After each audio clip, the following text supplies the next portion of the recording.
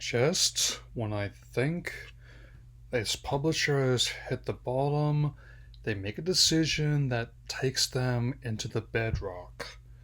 While far from the only game company making unpopular and controversial decisions lately, this one stands out more as a typical example of going from sacred calf to lame duck in just 10 years' time, just like other individuals who shall remain unnamed.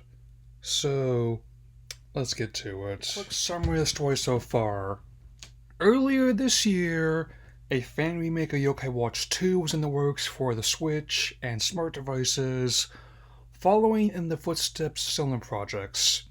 Though the exact way Level-5 found out about it is still a developing part of the story, they ended up issuing a cease and desist order to the project head, who has since privated their accounts. This might have been just another day at the patent office usually. It's what happened next that really upset people. One would think, given the recent success of their games finally seeing release, the years in development, this grassroots fan effort would be a sign to have their brand grow again. Instead, they took an approach to salt the earth. Not really a good sign. On their official website and their X/Twitter accounts, they posted a statement which I'll go over as follows. We want to address a serious issue we have recently observed: the unauthorized reproduction and distribution of our game software across certain online communities. Except where specifically permitted under copyright law or other applicable regulations, reproducing, modifying, or editing our game software without authorization, as well as distributing or selling such materials to third parties, which constitutes copyright infringement regardless of purpose or intended use. We want to make it clear that we will continue to pay close attention to these activities. To protect our work, we'll take necessary legal action against such copyright infringement, including content removals and account suspensions. We'd also like to ask our community to refrain from downloading or using pirated copies of our games. Thank you for respecting our work. We are working hard to ensure that everyone can enjoy our games safely and fairly. While far from the only company to take an approach to file sharing that would make Lars Ulrich do a double take, this statement generated considerable backlash from their own fanbase. Coming off a series of widely disliked business moves, including embracing live service games, cryptocurrency, and now generative AI, the response was particularly sharp from Western fans especially. One would hope such a response would make them reconsider this approach. Instead, they doubled down by retweeting the statement on the official account for Yokai Watch. This only infuriated their audience more and was a catalyst for me addressing the situation.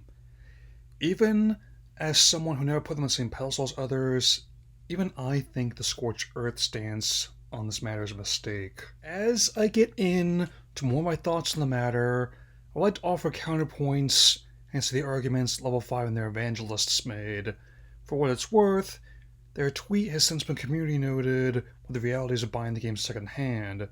Yokai Watch 3 in particular has often gone for $100 at resale, ranging from $600 to $800 for sale copy as of this video, just over list price for PS5 or Switch 2, almost in the ballpark of the Xbox Series X.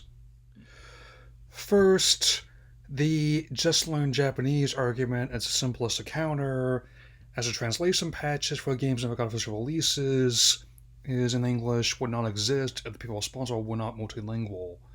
Next, the whole just get the games officially argument is not especially convincing, as there's no official English option on the current generation systems for all these games. On that same subject, the people will just pirate them anyway argument is demonstrably false. Not just because of the backlash suggesting otherwise, including a petition online has gained thousands of signatures of this writing, but data has proven time after time when an easy and legal option to content is available, people will pursue that option. Lastly, one particularly egregious statement is likening Western fans to criminals. To borrow a line from Inigo Montoya, you keep using that word. I do not think it means what you think it means. However, the biggest fatal irony with this stance against fans filling the void left by official options is that it's once again damaged the once sterling reputation of Level 5 and its most notable figure, Akihiro Hino. It's once again disheartening that a company once seen as an antidote to the likes of EA, Ubisoft, and Activision Blizzard has been poisoned by many of their same lines of thinking. In particular, the goal shifting from long-time community building to short-time profit has been utterly devastating across the board. Seeing as this comes just over a month from the AI-generated April Fool's Level 5 line trailer, it's another misguided attempt to pivot their company into a way of doing business that it was never intended to. I'm not saying it's impossible for a company to return to its prime after a rough patch. Capcom in particular has managed to reach a new golden age after the mixed result of trying too hard to appease Westerners in late 2000s, early 2010s.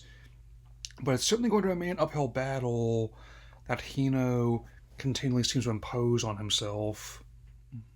That said, given the success of both the newest Fantasy Life and Inazuma 11 games has proven the creative spirit that got them noticed in the first place is still there. Hopefully, the upcoming Deca Police and Holy Horror Mansion can gain followings of their own as well. I still think Hino should cool it with his AI obsession and take a step back from this hostile approach to emulation and fan translations. I will continue to observe his story, and once again, any potential follow-up will depend on what Level 5 does and says next. That is all for now. Take care.